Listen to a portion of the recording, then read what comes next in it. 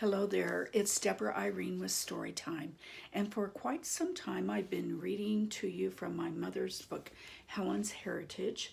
The back of her book has a section entitled The Clan, where she pays tribute to all of her brothers and sisters. There were 16 in total. She was the youngest, and we've read about each one so far, except for the last one, Harold Dale. Now, Harold was a very special brother to my mother.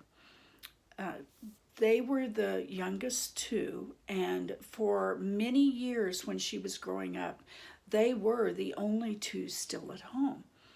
And so they had a very special bond. He protected her, she looked up to him, and there are many stories in my mother's book, the first part of her book, about the two of them and the funny things they did, the crazy things they did, the things they did just to survive.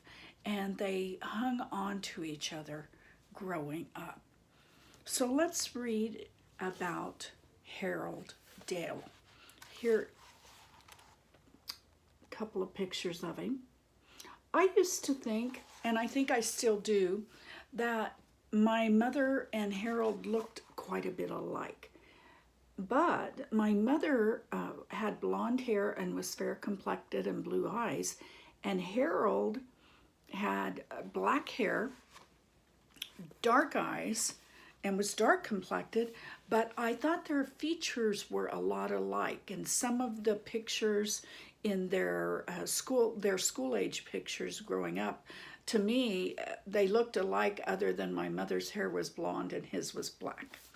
So his name was Harold Dale. Let's read about him. Harold Dale was born on January 11, 1932. He was the 15th child and last, or the 8th, son. Harold and I were like twins in many ways, although not in physical attributes. He was a darky, black hair and dark eyes, and in his adult years was known as Blackie. He was 2 years older than me, but was always a tiny boy. So we were about the same size as children. We were inseparable and were like two peas in a pod growing up until I was 15 and moved to California with Mama. He came to California to see me several times, and I returned to Missouri about every 6 months for visits until I got married. When we were growing up, people laughed because he wouldn't make any decision without checking with me, even though he was the older of the two of us. He always said, "I'll have to ask Helen."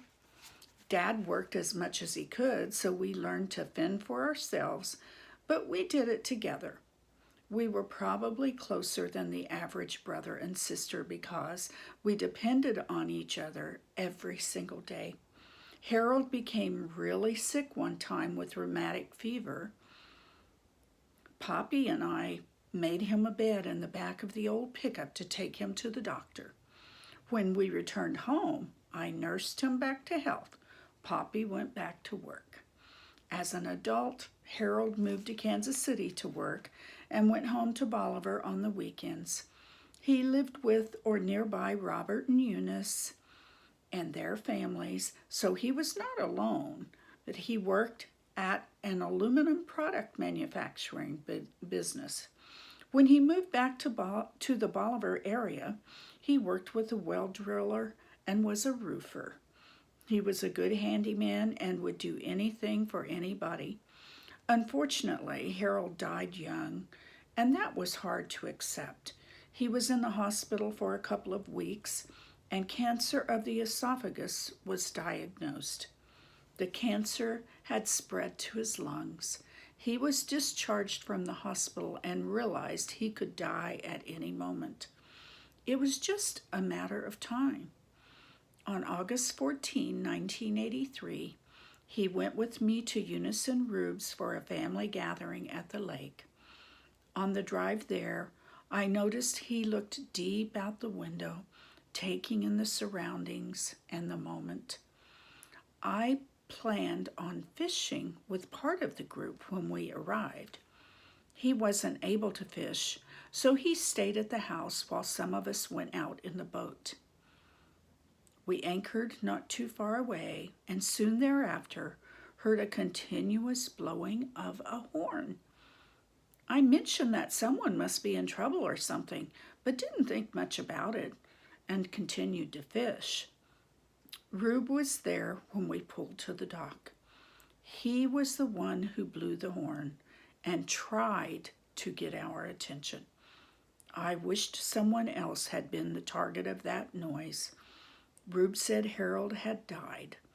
I jumped out of the boat and ran up the ramp as fast as I could. Rube pleaded, "Don't run, Helen. He's gone. He's not there." I stopped my ascent up the ramp and tried to accept Rube's words. Harold was only 51. I did not think this was his day to die, but I guess it was. As always, Mildred was there when another loved one died. She had tried to comfort him in his last seconds and was there for me when I arrived. When Harold and I were kids, we agreed that neither one of us would ever marry because we had seen so much trouble and sorrow in marriage. He stuck with his decision, but I did not. Harold is buried at Slagle Cemetery next to Carl. There is a space for me next to Carl alongside Charles, and JD is on the other side of Charles. So many of us are and will be right there together. As I've said before, there are many fun stories in my mother's book, particularly the front part of the book of her and Harold growing up, the funny things they did to just get by and make a little money. So I would encourage you, if you haven't read the book, Helen's Heritage, to get it, and I think you would enjoy her stories. You know, you may see a few things back here. I wanted to put my mother's picture up since it's the last story that I'm reading from her book. And I also have copies of my other books here. We'll talk about them in just a second. But I want to say that I hope you've enjoyed reading about my mother's siblings and the clan. There's some rich stories in here, and I've said before that, you know, they weren't a perfect family, but they did love each other, and they loved God, and they found forgiveness every day. I love our family history. I want to point out this kerosene, this oil lamp here. I'm grabbing a note here.